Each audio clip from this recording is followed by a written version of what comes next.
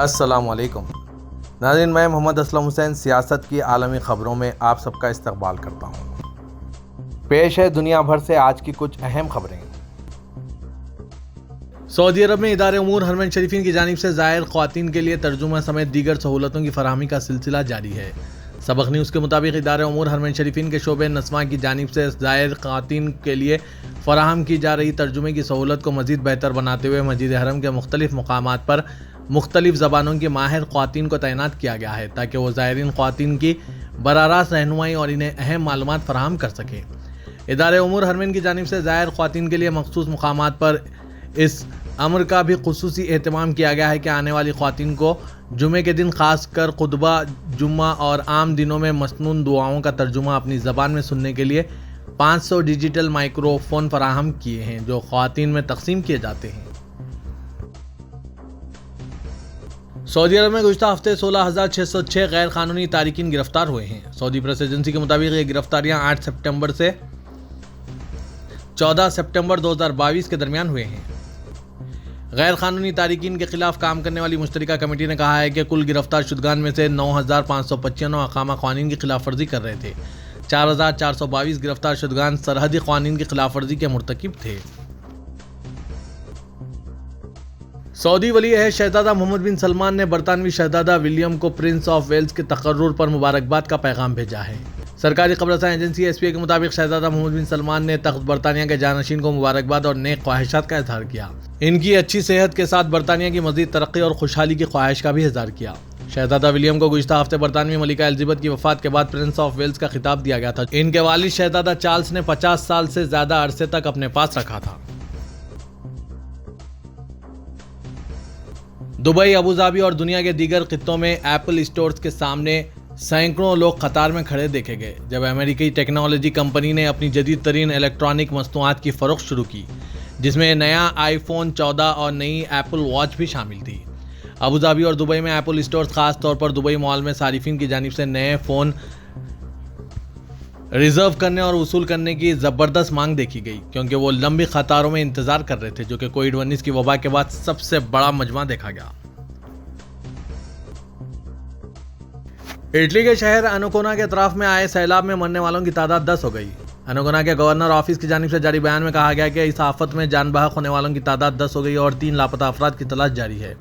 वज़ीर-ए-आज़म मारियो द्रघी भी कल शाम सैलाब से मुतासरा इलाके औसत रख गए और हुकूमत से मालूमात हासिल की।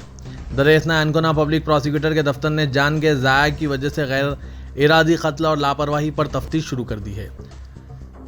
इस इलाकाई इंतजामिया ने मुतासरीन के लिए 2 रोज़ शोक का ऐलान किया है। रूसी सदर पुतिन ने कहा कि यूक्रेन की इंतजामिया ने रूस के साथ मुज़ाकराती अमल को मुस्तरद कर दिया है और वो मैदान जंग में फौजी ज़राए से अपना मकसद हासिल करना चाहती है। क्रेमलिन के बयान के मुताबिक पुतिन ने उज़्बेकिस्तान के शहर समरकंद में शंघाई ताउन तंजीम के सरबराह इजलास के एक हिस्से के तौर पर हिंदुस्तानी वज़ीर-ए-आज़म नरेंद्र मोदी से मुलाकात की। मीटिंग के आगाज़ में बात करते हुए पुतिन ने कहा कि वो यूक्रेन के तनाज़ा के हवाले से हिंदुस्तान के मौक़िफ़ और ख़दशात को जानते हैं, ये नोट करते हुए कि वो तनाज़ात को जल्द अज जल्द रोकने की पूरी कोशिश कर रहे हैं। पुतिन ने कहा था, हम बदकिस्मती से दूसरी तरफ यूक्रेन की इंतजामिया ने ऐलान किया है कि वो मुज़ाकराती अमल को मुस्तरद करती है और मैदान जंग में अपने मकासद को फौजी ज़राए से हासिल करना चाहती है। अमेरिकी सदर जो बाइडेन ने रूसी सदर पुतिन को खबरदार किया है कि वो जोहरी या कीमियाई हथियार इस्तेमाल ना करें। जो बाइडेन ने 60 मिनट्स प्रोग्राम के लिए इंटरव्यू में यूक्रेन में जंग के बारे में जायजा लिया, जो कल CBC न्यूज़ पर नशर होगा। ये कहते हुए कि रूसी सदर पुतिन मैदान जंग में यूक्रेन की कामयाबी से घबरा गए। उन्होंने सवाल किया, अगर पुतिन कीमियाई और जोहरी हथियारों के इस्तेमाल पर गौर करते हैं तो आप इनसे क्या कहेंगे। इसके जवाब में बाइडेन ने कहा, ना करो ना करो ना करो। दूसरी जंग अजीम के बाद किसी भी चीज़ से मुशाबह ना होने वाले हालात नमोदार होंगे। तुर्की के सदर रजब तैयब एर्दोगान ने कहा कि तुर्की एक मुनसिफाना आलमी निज़ाम के क़याम की राह पर गामज़न है। इनका कहना है कि हमने रूस यूक्रेन जंग के खात्मे और अनाज की राहदारी के लिए बड़ी सिफारती कामयाबी हासिल की है, जो आलमी ग़िज़ाई बहरान का हल होगा। हम अक़वाम मुत्तहिदा में ज़रूरी इस्लाहात के निफाज के लिए भी यही कोशिश जारी रखेंगे।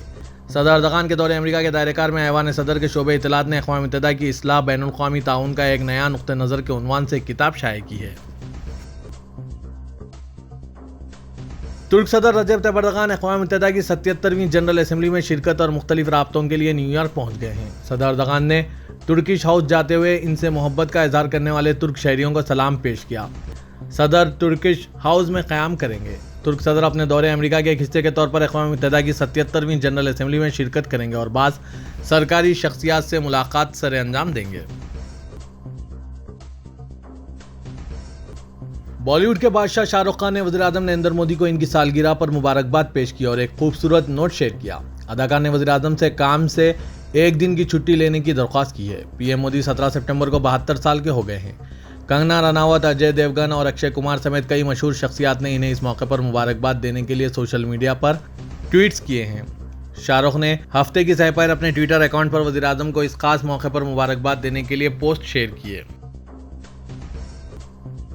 हिंदुस्तान की रियासत तेलंगाना ने आज रियासत के इंडियन यूनियन में इंज़माम और निज़ाम की हुक्मरानी से आज़ादी का जश्न मनाया। रियासत के चीफ मिनिस्टर के चंद्रशेखर राव ने इस हैदराबाद में तेलंगाना कौमी इत्तेहाद के दिन के तौर पर मनाया, जबकि मरकजी वज़ीर दाखिला अमित शाह ने चंद किलोमीटर दूर इसी तारीखी तकरीब को हैदराबाद लिबरेशन डे के तौर पर मनाया।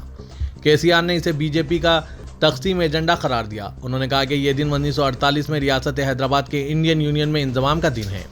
कांग्रेस के कमज़ोर होने की सूरत में बीजेपी तेलंगाना में खुद को मजबूत करने का मौका देख रही है।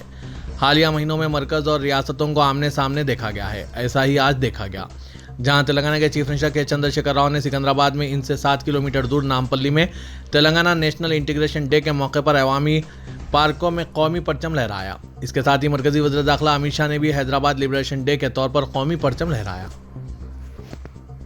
अमित शाह ने अपनी रैली में हिंदुस्तान के पहले वज़ीर दाखिला सरदार वल्लभ भाई पटेल का हवाला दिया और कहा कि अगर वो वहाँ ना होते तो हैदराबाद को आज़ाद होने में मज़ीद कई साल लग जाते।